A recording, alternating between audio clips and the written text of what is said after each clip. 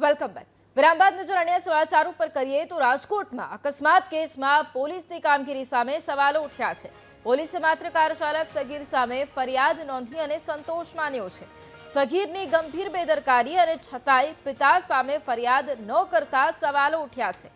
Police સગીરના પિતા સામે કેમ ફરિયાદ ન દાખલ કરી તેવા સવાલો ઉઠ્યા છે। ગઈકાલે 5 સગીરોએ રૈયા રોડ પર બેફામ કાર ચલાવી અને અકસ્માત કર્યો હતો અને આ સગીરે બેફામ કાર ચલાવી 3 વાહનોને અડફેટે લીધા હતા। કારની અડફેટે એક વ્યક્તિને ગંભીર ઇજાઓ પણ પહોંચી હતી, પરંતુ આખરે પોલીસ દ્વારા કોઈ કડક કાર્યવાહી ન કરાતા અનેક સવાલો ઉઠી રહ્યા છે।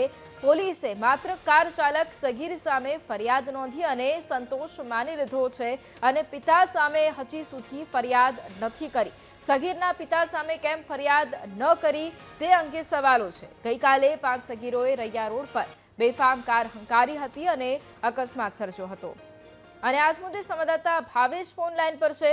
ભાવેશ, ગઈકાલે રાજકોટના રૈયા રોડ પર અકસ્માતની ઘટના, સગીર અકસ્માત સર્જી અને ફરાર થયો હતો।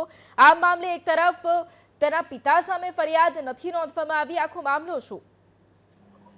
ચોક્કસથી વૈભવી, ગઈકાલની આ આખી ઘટના છે નબીરા દ્વારા અકસ્માત છે તે સર્જવામાં આવ્યો હતો।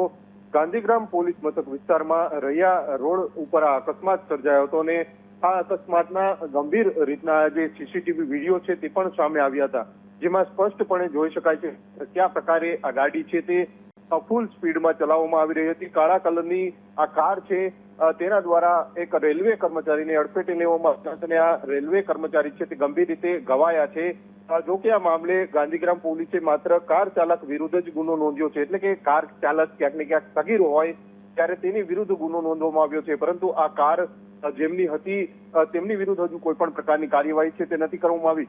જ્યારે આ કાર રાજકોટમાં કોના ઘરે હતી ને કોની પાસેથી લાવવામાં આવી હતી તે મામલે પણ કોઈ પણ પ્રકારની, એટલે કે સગીરના પિતા પાસે આ કાર હતી, છેલ્લા ઘણા સમયથી આ કાર હતી, તેમ છતાં પણ પોલીસે કોઈ પણ પ્રકારની જે ફરિયાદ છે તે આ સગીરના પિતા વિરુદ્ધ નોંધી નથી, એટલે કે ક્યાંક ને ક્યાંક પોલીસની કામગીરીને લઈને પણ સવાલો છે તે અહીંયા ઉભા થઈ રહ્યા છે। જી વૈભવી। બિલકુલ, આભાર ભાવેશ તમામ જાણકારી માટે।